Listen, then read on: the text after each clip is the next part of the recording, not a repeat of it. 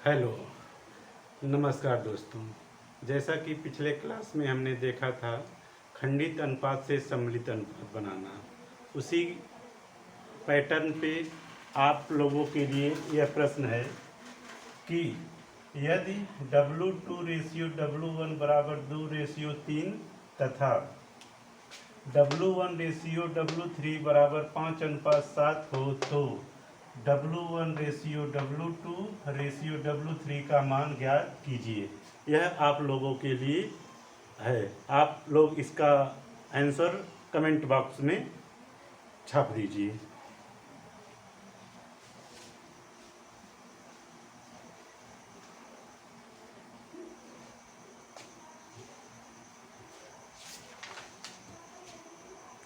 अब दूसरा पैटर्न कि यदि 3 या 3 से अधिक अनुपात बराबर हो तो उनका मान कैसे ज्ञात करेंगे। जैसे क्वेश्चन,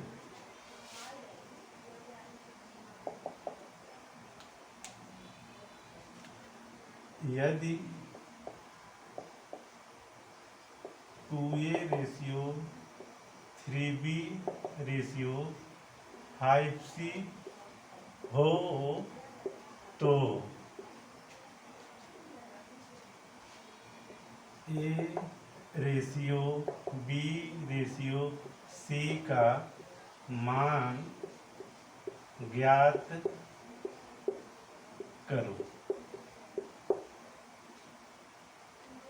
ऐसे प्रश्न को हल करने के लिए हम जब इस प्रकार का प्रश्न मिले, यदि 2A अनुपात 3B अनुपात 5C हो तो A अनुपात B अनुपात C का मान पूछे, तो ऐसे प्रश्नों को हल करने के लिए हम विधि अपनाते हैं हाइड मेथड, जिसमें यह होता है कि जिस का मान ज्ञात करना हो, जैसे A का मान ज्ञात करना है तो A वाले पद को क्या करेंगे, ढक लेंगे। शेष बचे पदों के गुणकों का गुणा आपस में कर देते हैं तो उसका मान याद आ जाता है। जैसे यदि दिया है प्रश्न में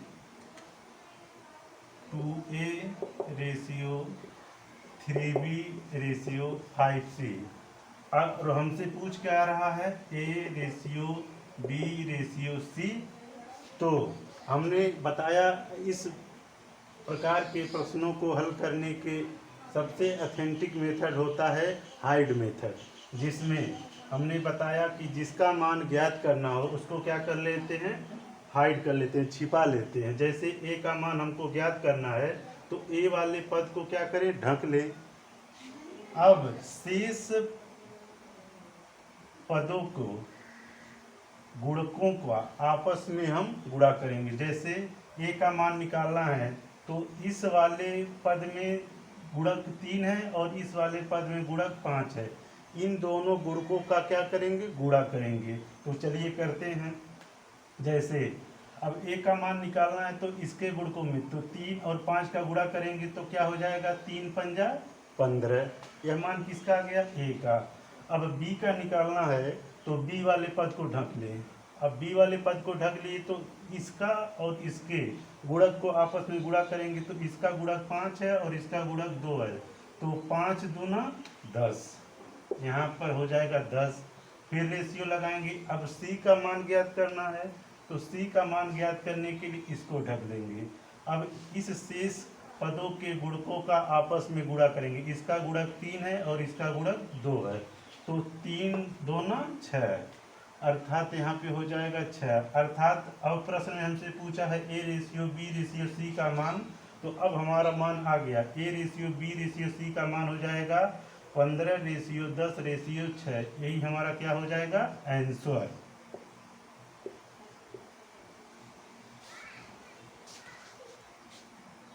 चलिए, आई होप कि अब इस प्रकार का प्रश्न आपके परीक्षा में बनेगा तो आप लोग कर लेंगे।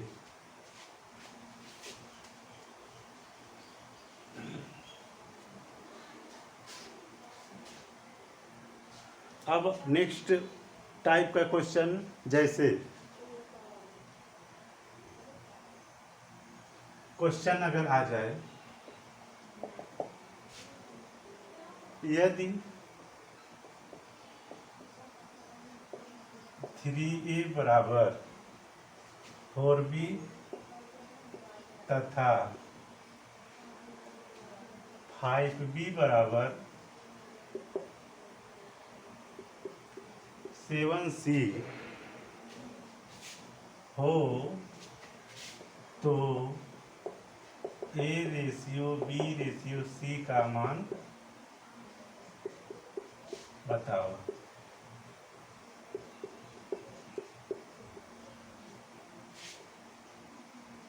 चलिए, प्रश्न कह रहा है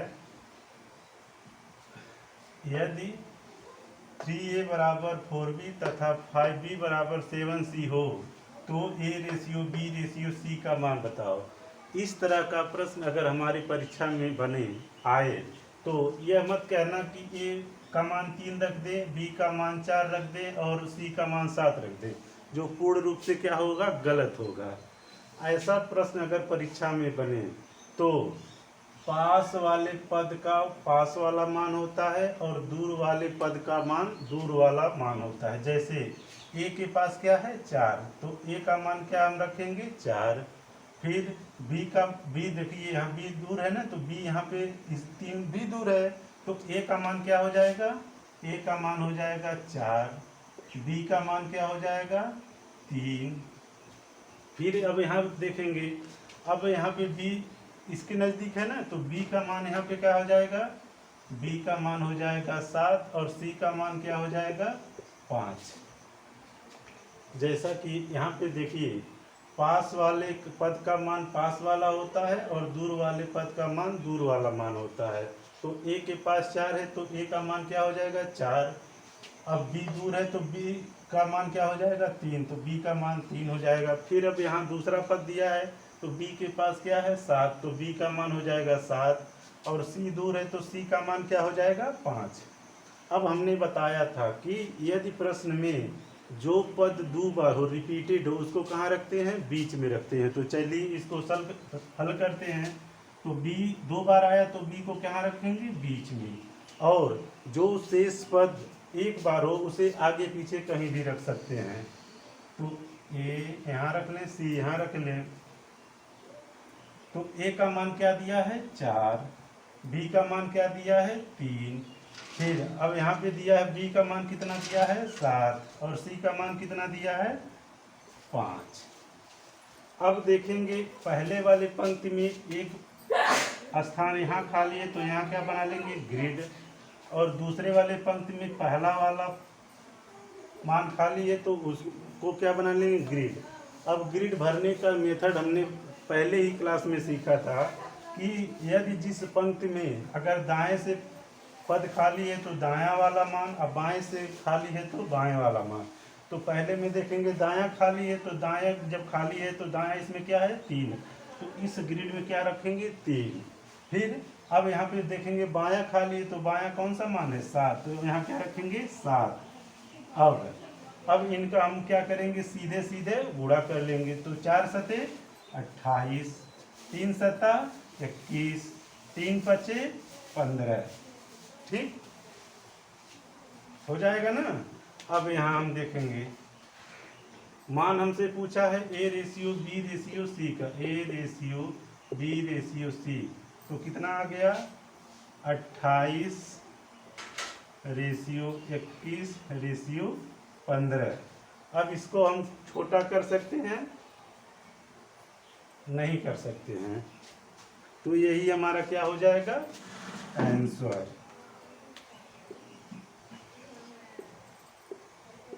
आई होप कि आप इस तरह के प्रश्न अब आपकी परीक्षा में बनेगा तो कर लेंगे। बस आज के लिए इतना ही, बहुत बहुत धन्यवाद।